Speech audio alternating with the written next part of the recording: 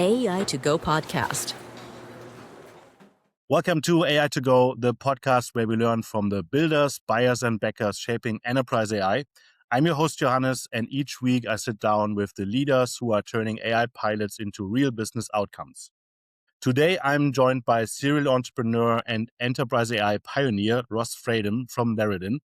Backed by Andreessen Horowitz and Google Ventures, he's building a new product category that he calls AI Execution Intelligence at a moment when enterprises are spending about $700 billion on AI, but less than 1 in 4 companies can even measure their ROI. Russ, great to have you on the show. Thank you so much for having me. It should be a lot of fun. You describe yourself as a really nice guy who starts enterprise companies. That's quite the line. That's a pretty understated way to describe someone who's made multiple successful exits, an IPO, and a merger. Where does that humble instinct to downplay things come from? I don't know that it's a humble instinct to downplay things. I think it's just honest. I've been out in Silicon Valley for a long time. This is my 30th year being in Silicon Valley, and I've been fortunate enough to work with some amazing people and have some big successes. And look, I tend to think if you look among people in Silicon Valley who are successful, I think there's really two kinds of people that you will find. There's a set of people who believe that their success in Silicon Valley is some combination of very hard work and intelligence and luck. And the people that believe those things, I tend to like all of them. And then there's a different set of people who are successful in Silicon Valley who believe that their success comes from their genius, but everyone else's success is because they were lucky. And those people are all not great people. What I would say is, I think Silicon Valley is fantastic because it's full of people of kind of all ages. Some have been here for 30, 40 years. Some who just got here who are wildly successful. And I think all of those successful people understand that they're very smart and work very hard and had amazing partners along the way and had a lot of luck in terms of timing, where they were born, when they were born. And so, I frankly, I don't know that I would call myself humble. It was nice if whoever wrote that in the first place. But I think, frankly, most of the most successful people in Silicon Valley understand that, there's a lot of good fortune that went along with their success. Got it. You said that being a repeat founder actually hurt you at Dynamic Signal. That's an AI employee communications platform that you co-founded, in the sense that everyone said yes because of your Edify track record. That used to be a publisher ad network platform that you sold for over 300 million. And this created kind of a dangerous false peak for you. And that's a very genuinely counterintuitive take. Can you unpack that for us? I would think about it this way. First of all, you can't help being a repeat founder. If you have been successful once, then by definition, all future times you will be a repeat founder. So what I'm saying is it's important to, what's the best way to put this? Being a founder is very challenging. And it's challenging for a bunch of reasons. One of the reasons is it is genuinely hard to build a new company, right? It is, anytime you hear the story of any successful company in Silicon Valley, it is somewhat a miracle anything ever works. And it's fantastic when they do, and it's exciting. And obviously there are things that make it more likely versus less likely, but it is a little bit miraculous that anything ever works. And what I will say is, when you're a first-time founder, there's a lot of things that are really hard about it. Nobody believes you. Nobody wants to work for you. It's hard to raise money, and kind of you're treated with a level of skepticism. And that is hard when you're a founder, but it's also good for you because it forces you to really sharpen your pitch and sharpen your edge and sharpen your differentiator. And so, when I started my company after Edify, I started a company called Dynamic Signal. And I would say certainly it was probably a little too easy to raise money and have early customer conversations. And what I found was, we were sitting there a year in, and we realized that we were on track to build an okay business, not really a great business. And when I went back and looked, it wasn't that anyone had done anything wrong. It was fantastic. What I realized is we got so much benefit of the doubt because of our prior success that we hadn't really kind of sharpened ourselves as much as we should have. And we had probably kind of started just in the wrong way. Now, again, the pros of being a multi-time founder is we had a lot of money in the bank. We were able to come to that realization. We were able to figure that out. But relatively speaking, what I would say is look, there's certainly downside to things being very easy in the beginning. You'll hear VCs make this argument about companies being overfunded.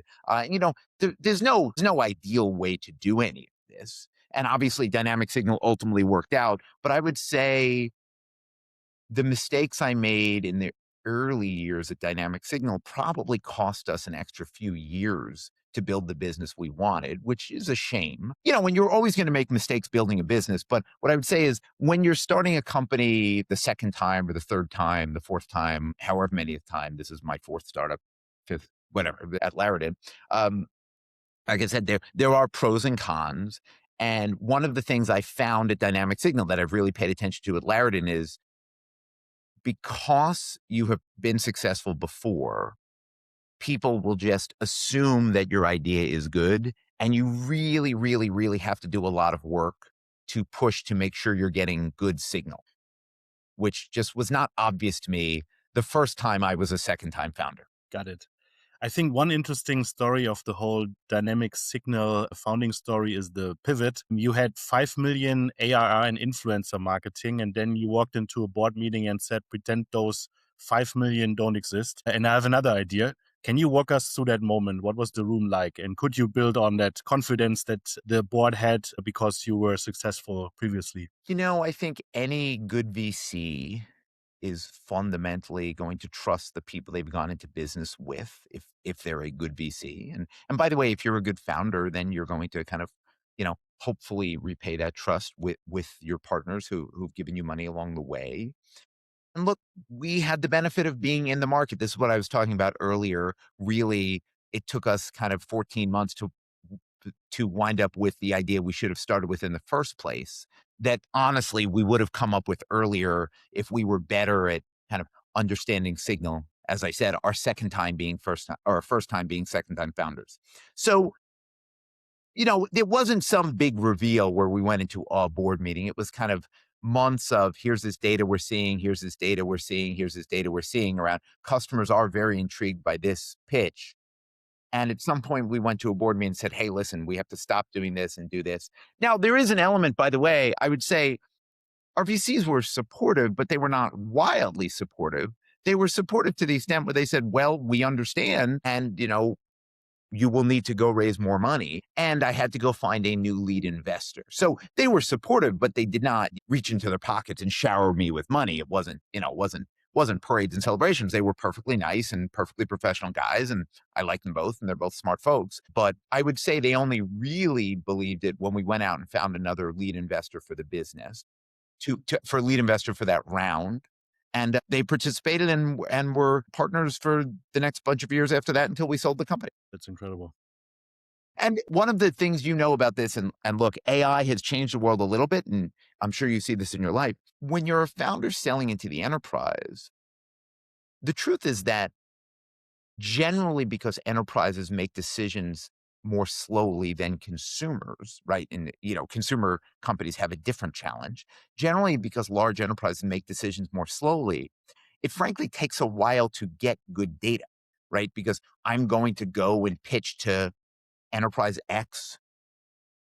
Even if the meeting goes well, they're not going to say yes and sign a contract that day. They will then ask me some follow-up. We will schedule another meeting, right? And so these things just kind of, there's relatively a long time to figure out great data when you're selling to the enterprise, which you just have to know about and plan for. That's changed a little bit in AI, frankly, because the market is moving so quickly that enterprises are moving much more quickly. But it's not the enterprise's fault that they make slower, more deliberate decisions. They're, 100,000 person organizations with employees in, multiple countries. They generally have built up their processes for a reason. And some of them are smart, some of them are dumb, doesn't matter, but they exist for some reason. And so when you're a founder, figuring out how to get good data quickly enough to make good decisions is a challenge. Yeah. You have more than 30 years of enterprise experience. Yeah. In those 30 years, what are like your key lessons learned selling and succeeding in the enterprise market that AI founders can apply this year? So I'll say a few things. One, I found relationships matter as much as you would think they matter, right? You're selling to Deutsche Telekom, right? Yes, you're selling to whoever, name your large company, but you are still selling to a person or a group of people. And you have to think about, first of all, how credible you are. So one of the things I say all the time, and I used to say this to our customers, when you're an enterprise startup, one of the things everybody always worries about is churn, right? So you've sold these deals into large customers, what's your churn rate? And, a thing I'm fond of saying is, uh, the number one driver of churn is you lied to the customer in the sales cycle, like you lied in the first place. So a thing I've always found, it is worth it to invest a lot of time is being very, very honest with the people you're selling to about what your product does today. You can also tell them what it's going to do in the future, and that's fantastic. But the way you have long-term customer relationships with, in at my last company, Nestle was a customer for 10 years. Toyota was a customer for 10 years. And they might still be today. I've sold the company. I just don't know. The way you build those relationships is, first of all, slowly and deliberately, and you're building them with one person and then ultimately with many people, right? You're not, you're generally not selling to one person at Nestle. You're selling to 15 people at Nestle or Toyota or Amazon or whomever. And like I said, the number one driver of churn is, did you lie about what the product did in the first place? Which, a lot of enterprise founders kind of hand wave that step, or, they've heard a lot of fake it till you make it. And sure, there's always some amount of selling the vision. But at the end of the day, you have to remember that that person you're pitching at Deutsche Telekom or Nestle, in your best case scenario, they're going to say yes. And then they're going to use the product. So if you lied about it, you have really set yourself back in a very bad way. And so, I still think there's a lot of that. And I get it. Entrepreneurs are excited. First of all, some people are just flat out liars, but most people aren't, right? They're excited and they're kind of overselling and overstating and want to go, go, go, go, go. And of course, because you think to yourself, man, if I just get this contract, everything's great. If I just get this next contract, everything's great. And I think you have to think about this. We think about building Larridin as, we want Larridin to be a very big, successful company in 5 years and 10 years and 20 years and 50 years. And the only way that will happen will be built on kind of the backs of great partnerships with customers. And that starts with telling them the truth in the first place. And so, I don't know that that's counterintuitive advice. I think it's more things that everyone is listening to this is something they know is true and they just wish it wasn't true. So if you're a founder listening to this and you think to yourself like, oh man, I am overselling, like, yeah, you should stop doing that. It is probably not going to work out.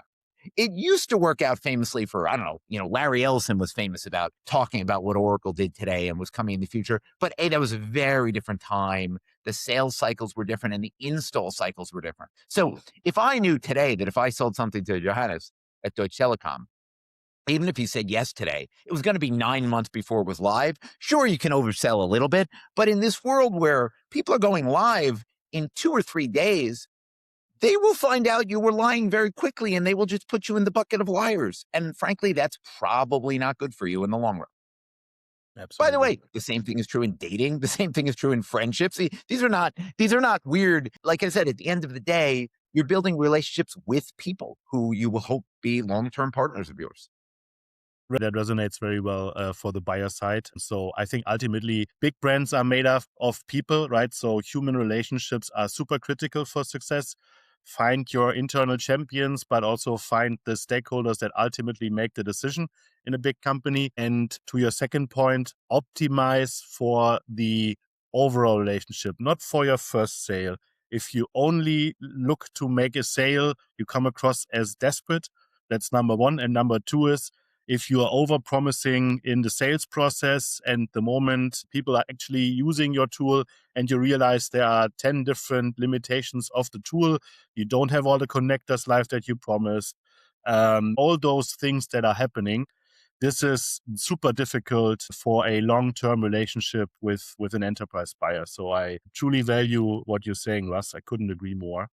One of the things we were proudest of at Dynamic Signal, at least while I was there, I'm sure this has continued while I was gone, is we had a handful of people who had bought our product at 4 or 5 different companies, just because it was the kind of job where people did move around. And, that's when we could really sit there and go like, first of all, the product is valuable, but second of all, we've obviously done a very good job partnering with these folks and making them feel as if what they're doing with us has been kind of a highlight of their career, that they wanted to bring it into other places as something that they were, not just they would keep renewing, but they were excited to bring it into other places. One of the things we're very proud about is the number of customers who brought us into multiple places. So we had people that brought us into 4 or 5 separate companies where they would move to a new job. And one of the first things they would do would be call us and bring us into their new organization. And like I said, that's really, when you're a founder, that's a reward for A, having built a good product in the first place, but B, having built a good relationship with your customers, which is one part product and one part you didn't lie about what it did and didn't do. That's such great advice. I think if you think about that in a decade-long perspective and you want to build a company using human relationships as kind of a lever to build businesses, you mentioned that you were building like several businesses, leveraging the same contacts, such a powerful long-term move if you optimize for decades instead of the next best sale, right? Yeah. Advice for first-time founders. So you don't have the network, you don't know where to start an enterprise. How do you prepare your first pitch? How do you prepare the demo? How do you prove your value in a pilot? What would be your advice if you're a first-time AI founder? So a lot of this gets back to being honest with yourself about what your product does and being honest with your customers or your prospects about what it actually does. So we spend a decent amount of time listening in our sales pitches and saying, just to be clear, we don't do that. This is exactly what we do. Does this sound interesting to you? And so I think if you're going to wind up doing these pilots or proofs of concepts, frankly, you want to optimize for a world where they are more likely than not to be successful. And that's all starts with, did you build a good product in the first place? And so, look, I know a lot of this advice sounds generic, but it is, don't lie to people in the first place. So what I have found is enterprises are moving more quickly than ever, which is great, which is causing them to try out pilots. Great. I do think it's important to understand up front, and some of the enterprises are a little sloppy here. So as a founder, I think you have to be very specific around like, what are we trying to measure? Right? We're going to do this for 3 months, 6 months, 12 months. Like, who is involved? What are we really doing? One of the things you have to worry about when you're a founder is enterprises accidentally wasting your time. So no one ever sets out to waste your time on purpose. But one of the things you have to worry about when you're a founder, just because you're selling to a very large company, you're generally very small, and there's only so many things you can get done in the day, is, okay, I'll give away my product for free. And what you will find is generally if you give your product away for free, you will then spend months chasing the enterprise to use the product in the first place, right? There is something good about having some amount of friction. You're going to pay me some money. We're going to sign some contract. And that's not just so I can go show my investors. It's to show that the people that you're selling to are actually invested. They're actually going to try this. But the truth is, I have no idea, but I imagine an average week, Johannes, 500 companies email you with a solution you had never heard of before from a company you'd never heard of before, right? Or, whatever that number is. But I imagine if I am at an enterprise with more than 1,000 people today, somewhere in the AI, CIO, CFO, head of sales, whatever, wherever you think about kind of the senior technology buyer, technology influencer positions. I mean, I imagine you're talking about hundreds and hundreds of companies reaching out to you every week. So I think when you're a company, if people will engage with you, you have to really think to yourself, does this person I'm selling to, A, have a decent likelihood of succeeding with my product, given what my product does, right? That's important, number one. But number two, does it seem like they have a plan for what success means? Are they really invested in trying this? Or is this just, sure, you can give it to me for free, maybe I'll log into it. And so I just think it's important to be honest with yourself about what actually might happen here. What does good look like? What does great look like? What does failure look like? And, when you're a founder, your job is to take a lot of risk. You've decided to take a lot of risk when you're starting the company, but you'd ideally like to take good risk. And so is there a chance your pilot will actually succeed? Does the person you're selling to have the authority to actually make any decisions, or is he just trying to be nice and get you off the phone? Absolutely.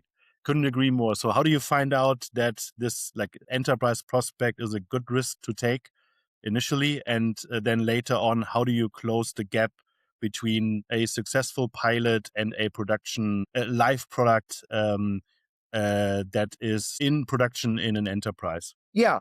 So what I would say is, hopefully you've done a good enough job building credibility in the sales process that frankly, the person you're pitching and the person you're selling to will explain it to you.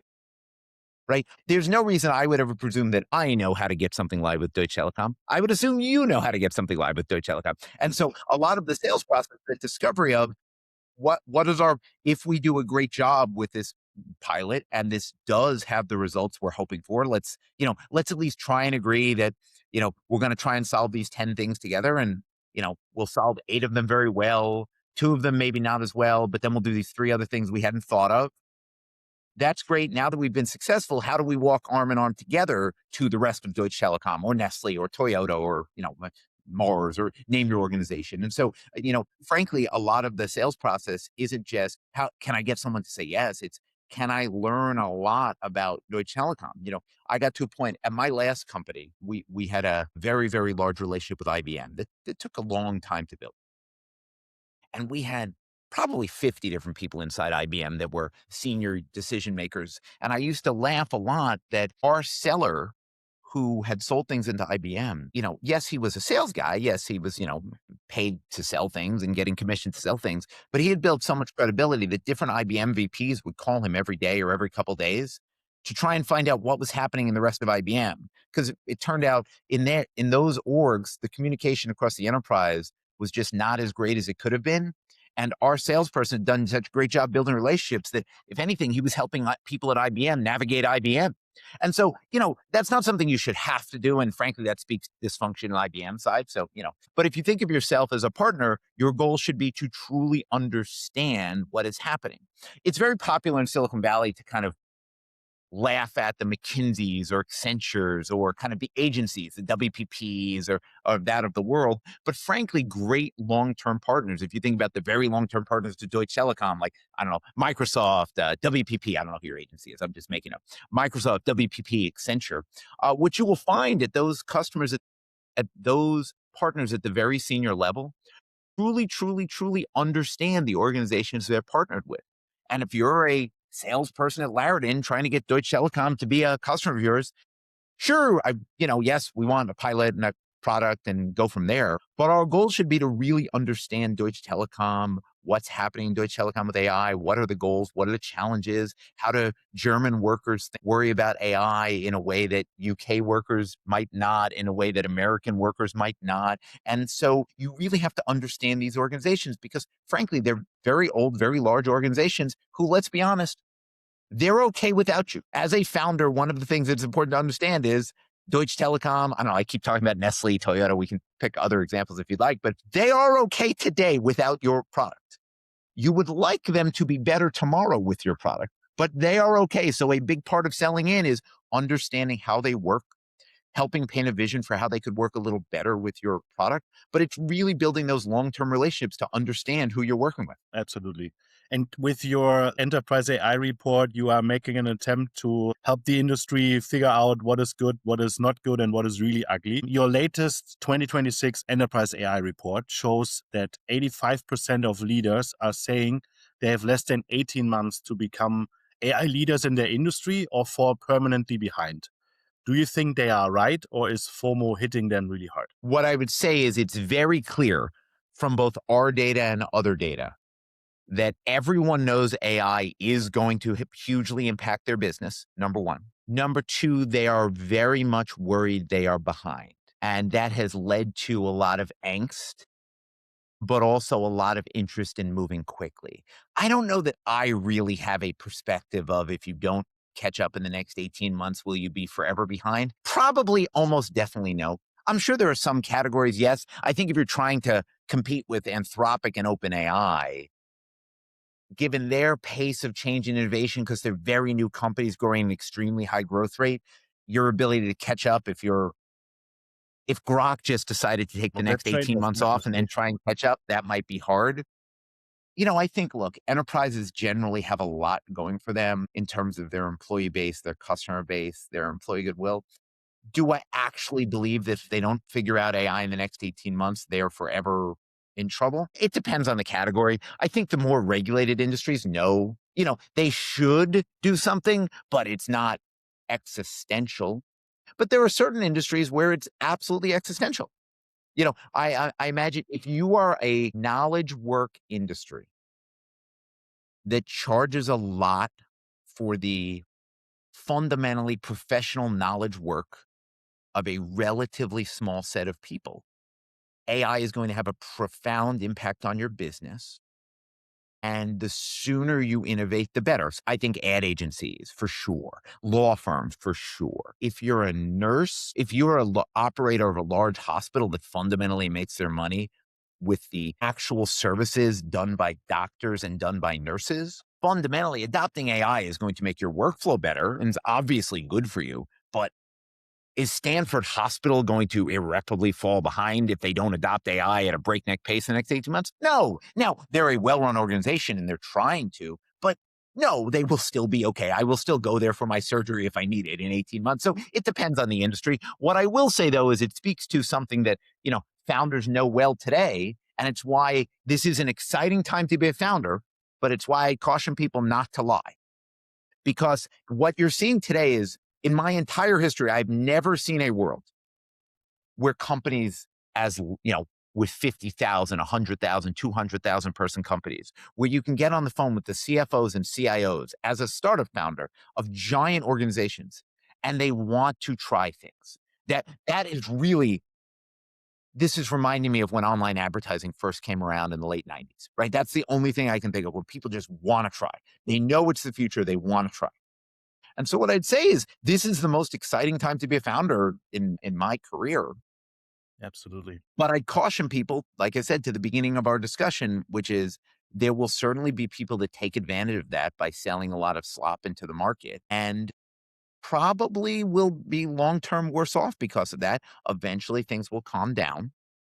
Eventually buyers will say, hey, we've tried 10,000 things. Now we're going to standardize on the 500 we love. I will give you a story from earlier in my career if you'd like. Mhm. So there used to be a joke. There used to be a very vibrant ecosystem around advertising technology. The market has kind of settled down, but from to 2014, people would start ad tech companies and ad networks, and some got very large and people sold them for lots of money. Some went public and were very valuable. Trade Desk is, I think, a $30 billion company today, vaguely in that category. And then, many went away or just kind of, merged or something happened with them or they went out of business, whatever happened. But it was a very vibrant ecosystem for about 15 years. And once I was on the phone with the chief marketing officer for Procter & Gamble. And he said, look, it's an interesting thing with us. He said, Procter & Gamble is advertising with my ad network is probably shows up in the deck of 10,000 companies. Because 10,000 different companies sell some media buy to some division of Procter & Gamble somewhere in the world. Pampers Japan is trying us. Great. I put the P&G logo there. And he said, and that's great. And that is true. But what happens is every 2 years or so, we just cull 95% of the vendors. All of our brands across all of the world try what they want to try. They're very autonomous. They're trying, Brazilian digital billboards and, we're going to try mobile ads in Portugal, right? These are giant, giant companies, right? Deutsche Telekom probably is similar in this way. So giant companies with a lot of localized decision making. And he said, every couple of years, I will sit down with our CFO and we'll decide to consolidate spend in vendors. 500 companies who thought they had a good relationship with Procter & Gamble will no longer have a relationship with Procter & Gamble. And it's not even that they did anything wrong. It's that we're a really big company. And frankly, it doesn't make economic sense to spend a little bit of money with 10,000 people.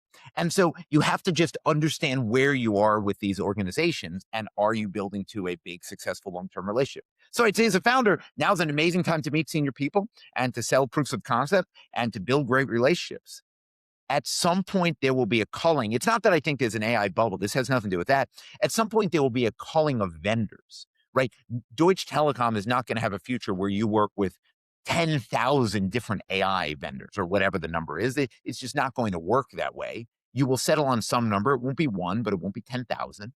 And so your job as a founder is first to get in the door at these places, but second, to make sure you're building the relationship so that at some point in the future, you're one of the 300 valuable enough to still be a partner. That's so interesting. I think in your report, you claim that only 9% of enterprises qualify as AI leaders. Comprehensive strategy, robust measurement, and continuous optimization. What do those organizations actually do differently? And should founders focus on the leaders or the laggards in the space? So I think what they're doing differently is really just what you laid out there, which is they seem to have some plan for continuously learning. And what you see is a lot of organizations today are trying a lot of things. And that's wonderful that they are, but they're not yet sure what they're hoping to learn from those plans. By the way, that's okay. You have time. There is an element of let's let 1,000 flowers bloom and then let's add in some measurement later. As for where founders should focus, I don't really have a good answer for where founders should focus. I think what I would say this way is kind of to my general theme I've hit on a few times. I think it's just important to be honest with yourself about where you are from a product standpoint and success standpoint, and also where the person you're selling to is, and act appropriately. So if you're selling to someone who has a very clear plan for what they're hoping to learn and what they're hoping to do and a very clear rubric, wonderful. Then if you fit into that, that's amazing.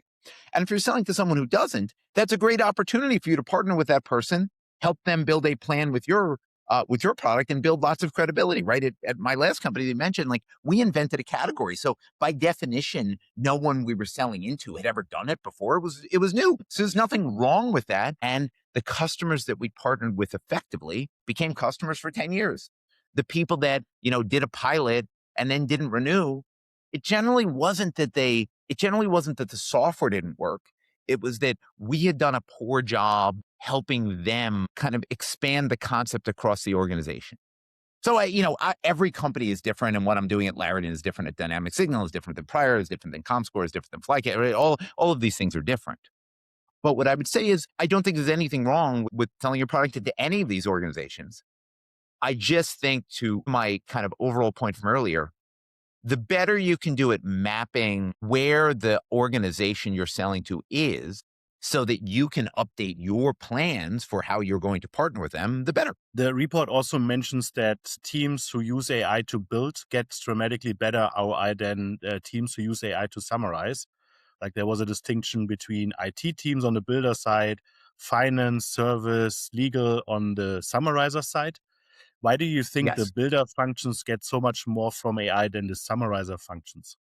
Well, look, I would say it this way today. I'm sure you've seen this joke of I put down 3 bullet points into Claude and I use it to write a 5-page email that I send to you. You receive that 5-page email, put it into Claude and ask it to summarize the 3 bullets. So there is an element of, as people are figuring out how to use these tools, there is an element of almost performative overwriting. And that's okay. We're all figuring out these norms together. As I've said many times, this is the first time in kind of human history we've tried to retrain on the fly the entire global workforce of knowledge workers, right? The tools are changing constantly. We're doing this all around the world. Like no one really knows what great looks like, right? There's a reason, a lot of where AI has taken off has been the kind of coding world where it's very clear, right? There's no such thing as being a great engineer today who's not making heavy use of AI tools. Like it's just not a thing, right? One of the reasons is because it's easier for you to individually be a lot more productive. It's also why these tools are very useful in solo founders. As you know, when you're inside a big company, a lot of your work is coordination, right? A lot of your work is, how do I figure out a process to work across 7 different countries where there are different legal regimes in place, where we have different partners, where we have different rules, where we have different competitors, where we have different brand guidelines. And like the AI tools haven't figured that out. And by the way, they may not at all. In that case, they're kind of helping you write more, helping you summarize. It's wonderful to have meeting notes. Like those tools are useful. But obviously, in terms of my day-to-day life, if I am a developer, if my job is to create code to ship product, obviously the AI ROI is the highest there today. And, people have talked about why. I think that's relatively obvious. On the sales side, what you'll see is it's more productivity in different slices of the job. So it's faster for me to do research, but I still have to schedule the meeting. I still have to get on the flight. I still have to get on the phone. When we're done recording this podcast, I am still going to get in an Uber and I'm going to take it to a meeting. I'm going to wait for an elevator. I'm going to go upstairs and I'm going to pitch to a room full of 15 people from a very large company. And that is still going to take a couple hours of my day to day. Now, I think it will be worth it, but that's still just going to take a couple of hours. And yes, AI will help me prepare for the meeting and figure out who I'm going to go meet, but it's still just hours of my day. Whereas if my job was to sit down and write code most of the day, obviously the AI tools are just helping with a larger portion of my work. So I don't think there's anything profoundly negative by that finding. I think it's just more about being realistic about what AI can do for your company today, right? There are some areas where it's transformative to the entire profession, right? You don't know a single high quality developer today whose world has not been, unbelievably changed thanks to AI tools. That same thing is true in graphic design, for instance, and in some marketing functions. And then there's a lot of other roles where AI has been really, really helpful and has made me, 20% more productive, but not 500% more productive. Yeah. I want to talk about shadow AI. Your data reveals that 45% of AI adoption happens outside formal AI IT procurement. And most organizations discover much more tools than expected, which is not a surprise. On average, 23 AI tools. The maximum you found was, I think, 150. That's far away from a single vendor strategy and more of a tool sprawl. Now, shadow AI is often framed as a risk, uploading sensitive data to consumer tools in the enterprise. You kind of shape it as a adoption signal, employees finding tools so useful that they adopt them without waiting for IT. How do you think enterprises should think about shadow AI as an opportunity rather than just a threat? So I would say it this way. First of all, part of this is we are not a security company. So therefore, I don't spend a lot of time telling people shadow AI is bad. It might be, you've got to decide that for your organization. The truth is, depending on the company and depending on the data, everyone's going to make their own decision. What I would say for sure, right? And so there are some organizations, their tolerance for shadow AI or unapproved AI is 0. And that might be the right decision in that organization. However, for a lot of organizations, what you've seen is, they treat their employees like adults and they've effectively adopted a let 1,000 flowers bloom strategy. Now, the downside to that is obvious, right? There's this relatively amount of security risk and there's definitely wasteful spend. That is obvious. But to my point from earlier, where we're effectively asking the global workforce of knowledge workers to effectively retrain themselves on the fly, right? Because no one really knows what great looks like yet in AI because it didn't exist a couple years ago. And so what I would say is the upside of this kind of shadow AI is I more talk about it as unmonitored AI. And I think of it the following way. If you as an organization are going to adopt a strategy, either explicitly or implicitly, where you're letting your employees experiment in, large ways, that might be wonderful for your organization. And I will say, Johannes, that is mostly what we see today with enterprises. They're allowing that. But it is rank insanity to then not learn from those experiments. And so our general perspective at Larridin is, look, if you thought you had 70 vendors and you have 200, that is not a problem. It might be a problem, but it is not kind of by definition a problem. What would be silly is to have 130 tools in use across your organization that you're spending money on, that your employees are spending time on, and not understand which of them are working. So plenty of our customers have said, oh my God, we did not know about these 14 tools that are driving real value. Let's bring them into the fold. First of all, let's make sure we have data protection in place, number one. Number two, let's learn from what's working there so that we can get other parts of the organization that should know about it more productive. Sure, you're going to have an example of one of our early customers. It turned out they had 7 different AI note-taking apps. And they said, well, look, guys, this is dumb. We're going to do a, requirements gathering across the org, and we're going to pick one. Because obviously it is dumb to pay 7 different vendors. There's, first of all, there's data security, there's data leakage. You don't want to have that person left. We have no idea what happened in those meetings. Salesforce is a great CRM product. HubSpot is a great CRM product. It would be unusual if half your sellers use Salesforce and half your sellers use HubSpot, right? You would just be inefficient. You could still run your company. It would just be kind of dumb. So a lot of shadow AI is just people experimenting. And if you're not learning from that, you're missing a huge opportunity as a company. So some companies will decide we have to lock it all down, and that's fine. Like I said, I can't speak to enterprises broadly. It depends on where they are and their local laws and all of that. But what I would say for sure is you just shouldn't have things you're not learning from in a world where every CIO, A, feels left behind, and B, feels AI is really going to matter to their business. If you believe both of those things, then obviously you should be learning from all of the experiments going on in your organization.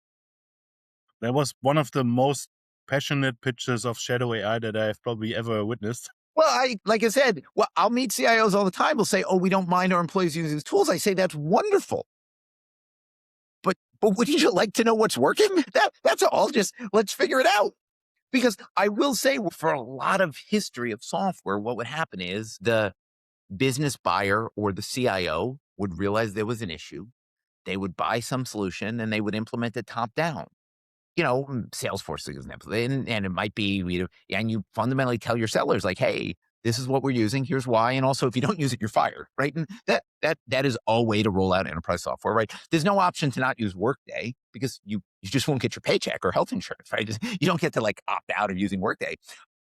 And so there's a lot of enterprise tools like this. But in this world where there's so many tools out there and the rules are changing every day, and today Claude's the best, tomorrow Gemini's the best, in a week and a half you're going to like Grok the most. Whatever people are going to decide, you should know what is happening in your organization. Absolutely. You just mentioned that it's critical to understand what works and what doesn't. In your data, there was a clear power law distribution. 86% of workers saw fewer than 10 hours per month saved from AI, but then the top 6%, the power users, they save more than 20. My question is, what separates those 6% power users from the 86%? Well, and by the way, I'll tell you, this is, first of all, it's been a huge driver of business for us, so we like this. But it's also what you'd imagine, because this is true pre-AI, we've always known there are people who, for whatever reason, have a set of habits. Let's stay away from they're smarter and they're whatever. Pre-AI, we've always known there are some people who are more productive than others. And a lot of the role of management and HR has been A, to encourage those very high performers, but B, to learn from those very high performers and take those learnings back to the rest of the organization. So I think the same thing was true as AI is, like I said, we're all figuring out together, what does great look like? And frankly, a huge use case for Larridin is our customers saying, great, you've helped us identify what great looks like.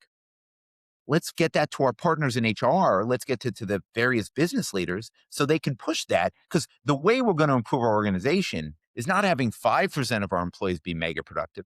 It's having 5% of our employees be mega productive and getting the next 50% to be more productive, right? You will never have a world where 100% of your employees are equally productive. People have different priorities. They're in different talent levels.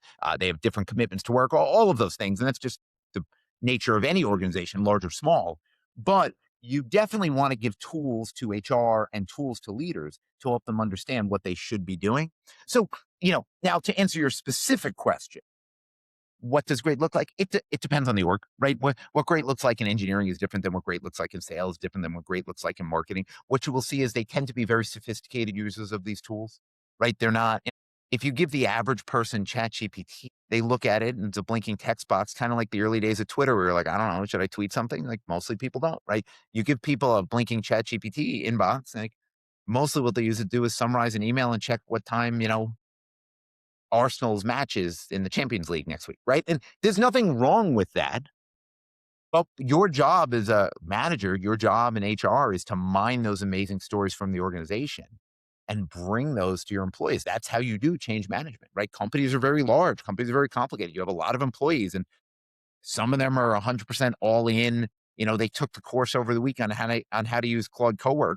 And other people spent the weekend watching 5 hours of soccer. And they didn't take the course on Claude Cowork. And you still need, as a leader, to bring those folks along to the AI future.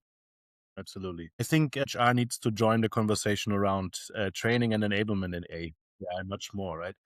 100%. I talk about everything we do with Larridin as the intersection of the CIO, CFO, the CIO, and HR. Absolutely. right? These AI tools are very expensive. There's a lot of technology questions, and there's a lot of organizational change and development questions. And that's kind of the sweet spot for any of this and how they're going to succeed. Interestingly, you find that there's no agreement as to who's owning AI productivity and Sure. measurement. Both CFOs and CIOs claim the ownership here, according to a KPMG. In your experience selling Larridin to enterprises, who actually writes the check and who should? I mean, it's going to depend. I mean, all of these companies are different, and they have their own internal culture. So look. And by the way, in some enterprises, the CIO and the head of HR both report to the CFO.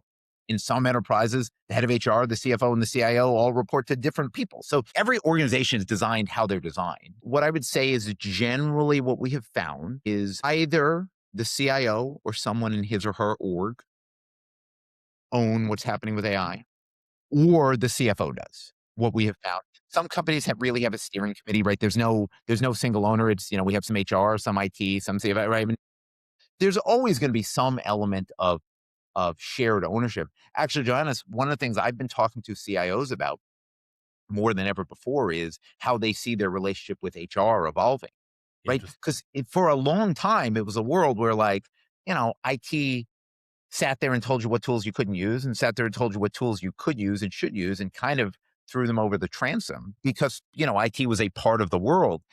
In this world where kind of, like I said, a good proxy for this is the amount of money spent on technology is just going to go up a lot, right? These AI tools are expensive and very valuable. And you're going to have more of a blurring of the lines for where the human ends and the software begins, right? A lot of the future of work is going to be a partnership between how humans work with these AI tools. And in that world, there's just going to have to be a deepening of relationship with the CIO and the head of HR. Will one report to the other? I don't know. That's what the CEO of Deutsche Telekom is paid to think about. What my role as an entrepreneur is understanding in this organization I'm selling into, what are their goals? Who are the people? I imagine. Look, one of the jokes for years with Microsoft or with any software company is like, if you don't like the way the organization is designed, just wait 18 months, there'll be another reorg. Like, I imagine today what we mostly see is the AI decisions are really owned by the CIO in partnership with his or her peers. But every company is different. Some companies have enabled just a head of AI and a head of digital transformation that kind of grew out of somewhere in the org because it's such an exciting time. So there's no one answer. And by the way, I would never presume to tell Procter and Gamble how they should think about organizational design, right? Like your job as a founder is not to sit here and opine. Procter and Gamble is a company shaped in a lot of unique ways that has taken place over the course of 100 years. One of the dumbest things founders in Silicon Valley do is just assume that big companies are dumb. Big companies are generally pretty smart. That's how they got big. They have a lot of weird organizational historical baggage, of course. And your job is to understand it and help people work inside those, work inside those constraints. Let's talk a bit about Larridin. You draw the analogy between measurement and ad tech. You've been saying that enterprise AI today looks exactly like the internet advertising in 1998, but the early web was fundamentally about audience tracking for advertising. AI measurement is about workforce transformation. So my question to you, where does the analogy hold and where does it break? Yeah, I mean, I think it only holds at a very high level. First of all, let's be clear, right? But at a very high level, what I really mean there is similar to my Procter and Gamble story I was telling earlier, which is we are in a world of massive experimentation. People are trying a million things right now. Some of them have a sophisticated plan to measure what they're trying, and some of them don't.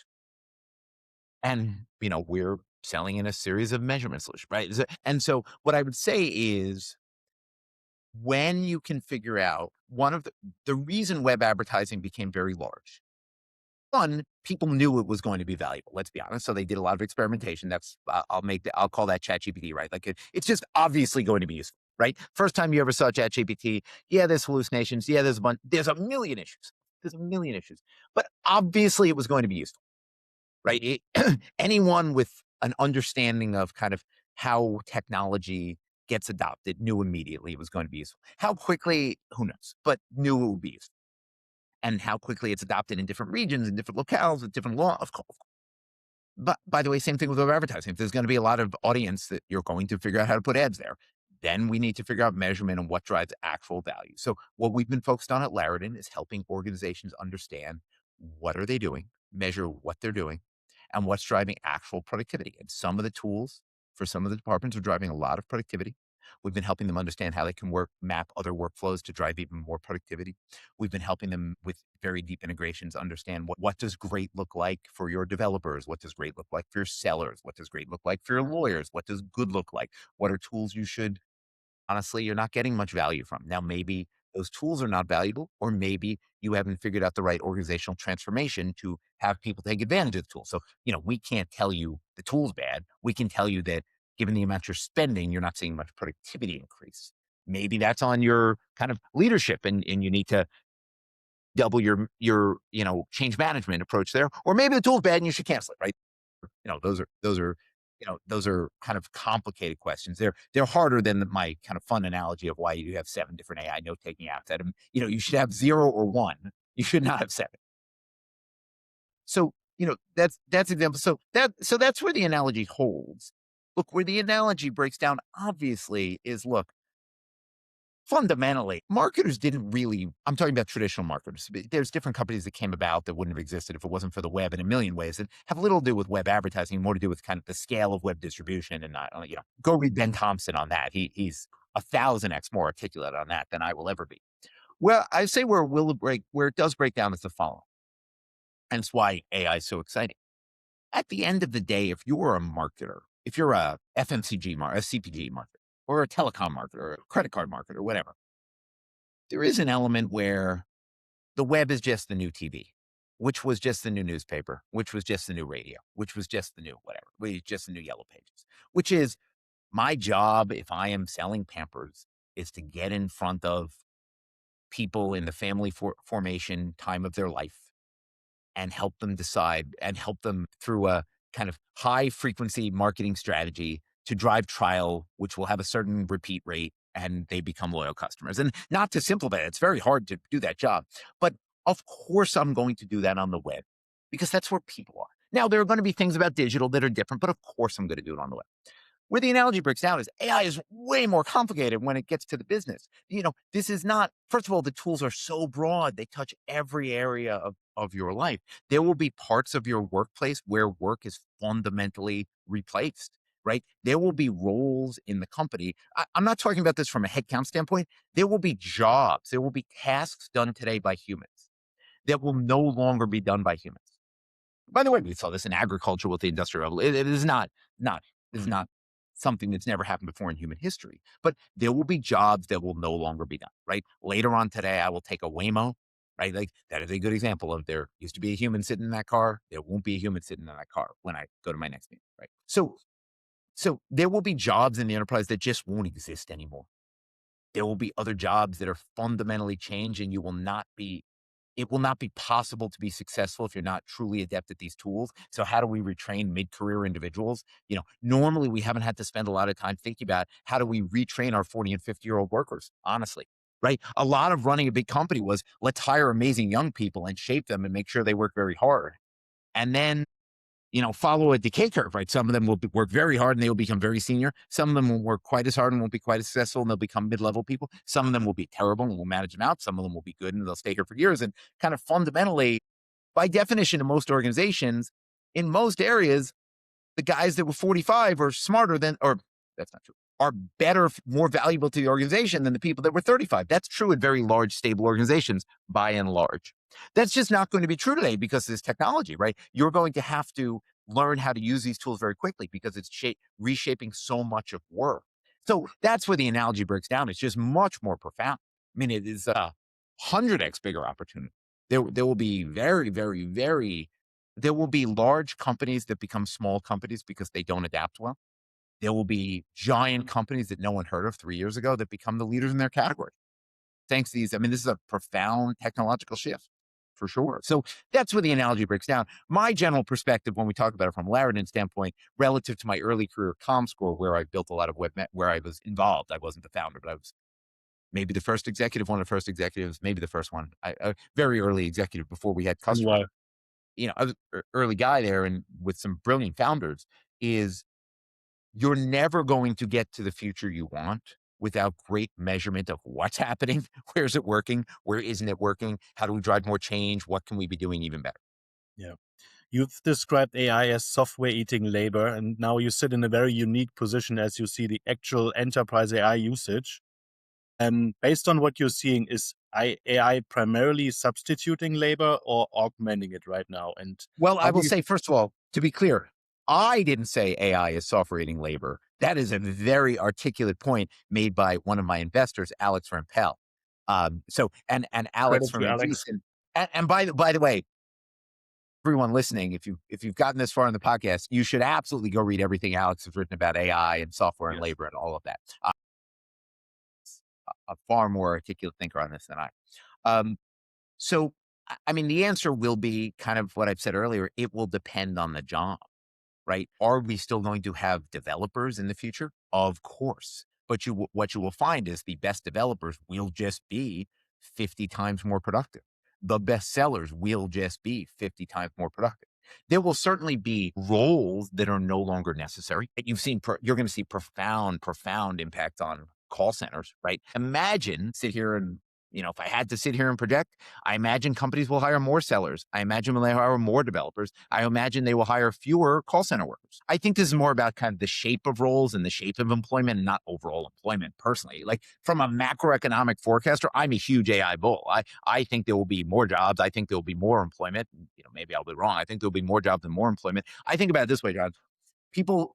You'll say the thing about how, look at these AI developers. They're going to cause people to not need developers anymore. Wasn't it funny when we told people to learn to code? That was wrong. I just think that's wrong. And I would draw the following analogy. I'm going to say 30 years ago. It's not really 30 years ago. It depends on the country. It depends on the area. There was a point in time where if I were building a firm in America, I'll just use America in my example here. If I were CFO, I sat down and I thought to myself, how many American engineers do I need to hire who live within my headquarters area? And then at some point, somebody realized there's a lot of smart people elsewhere in the world.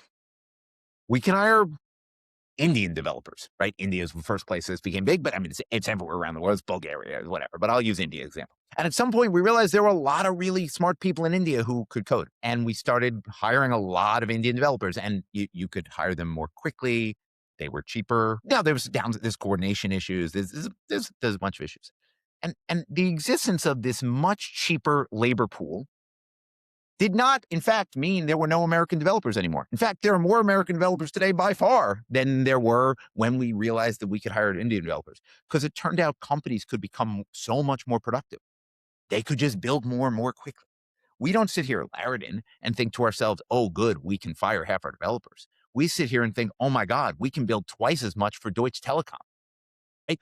My year roadmap is my 3-month roadmap, which means I can build even more quickly and I can grow and turn Deutsche Telekom to a giant customer, right? So I imagine that will be true across the whole economy. You will find sectors where certain jobs disappear, and that'll be really painful and people have to be retrained and all of that. But I think mostly there'll be more jobs. So that's kind of is software eating labor? Software is fundamentally starting to do a lot of things that were very, very labor intensive before. And Alex has made this point quite articulately on the podcast you were talking about, where you and I talked about this. What you're seeing now is a lot of companies building, thanks to AI, who are able to do things they were never able to do before. So I saw this amazing story of kind of sole proprietor lawyers able to go from dealing with 1,000 clients to 3,000 clients. Those 2,000 clients before just weren't getting legal help. They just weren't getting legal advice. There's a thing you'll see today very commonly in the US. Only 50% of Americans have a primary care doctor, right? Partially because there's only so many patients a doctor can see in a day. There's only so many doctors in the US. We don't make them very quickly. It takes a long time. It's very expensive. Derek Thompson's written about this in the Atlantic. You should all go read that, but it's not for me to talk about. But for whatever variety of reasons, we don't have enough doctors in America. We have a lot of people and they want a doctor, right? And so there'll be these giant areas of I don't sit around thinking AI is going to mean there will be no doctors. Hopefully what it will mean is that every American can get better, quicker access to great healthcare in a world where we don't have abundance today. Well, thank you, Russ. On that note, for anyone who wants to learn more about you, where should they go? They can find me online. They can email me. The company is Larridin. I'm on Twitter and on LinkedIn, and I'm not hard to email. I'm not that hard to get hold of. Thank you so much. Also, thanks for mentioning Deutsche Telekom as a great example for enterprise clients. We love Deutsche Telekom. That wraps up another episode of AI to go. If you enjoyed the conversation, share it with a friend who's building with AI. Subscribe for more insights from the builders, buyers, and backers shaping enterprise AI. I'll see you in the next one. Until then, stay curious and take your AI to go. Auf Wiedersehen. AI to Go podcast.